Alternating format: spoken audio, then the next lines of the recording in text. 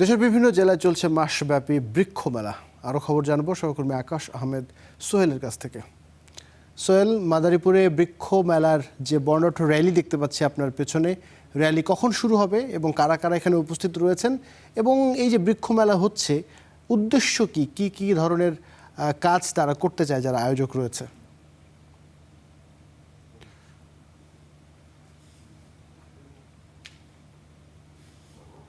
আবির, আমি রয়েছি মাদারীপুর শহরের যে সম্মানিত সরকারি ভবন, সেই ভবনের সামনে কিন্তু রয়েছে। আমার পিছনে দেখতে পাচ্ছেন যে র্যালিটি রয়েছে, সেই র্যালিতে কিন্তু উপস্থিত রয়েছেন মাদারীপুর জেলা প্রশাসক মর্জিনা আক্তার সহ কিন্তু যে জেলার ঊর্ধ্বতন কর্মকর্তা তারা কিন্তু উপস্থিত রয়েছেন সিভিল সার্জন, ও সহকারী পুলিশ সুপার সহ বিভিন্ন কর্মকর্তা, শিক্ষার্থীরাও কিন্তু এই র্যালিতে অংশ নিয়েছেন। এই কিছুক্ষণ পরেই কিন্তু এই র্যালিটি অনুষ্ঠিত হবে।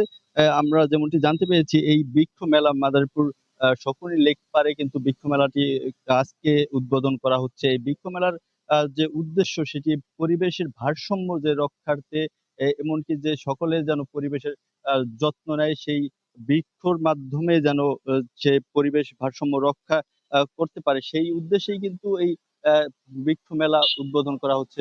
বৃক্ষ আমাদের পরিবেশের যে অক্সিজেন সহ বিভিন্ন ভাবে কিন্তু রক্ষা করে থাকে, সেই উদ্দেশ্যে কিন্তু এই বৃক্ষ মেলাটি উদ্বোধন হবে। বৃক্ষ মেলার আয়োজন করেছেন জেলা প্রশাসন ও বন বিভাগ থেকে কিন্তু এই বৃক্ষ মেলার আয়োজন করা হয়েছে। বৃক্ষ মেলায় আমরা যেমনটি দেখতে পেয়েছি যে শিবচর, কালকিনি, রাজশাহী জেলার বিভিন্ন উপজেলা উপজেলা থেকে কিন্তু এখানে স্টল দিয়েছে। সেই স্টলের মাধ্যমে কিন্তু এখানে বিভিন্ন ধরনের ফলজ ও বনজ গাছ কিন্তু বিক্রি করা হবে, এমনটি কিন্তু আমরা দেখতে পেয়েছি।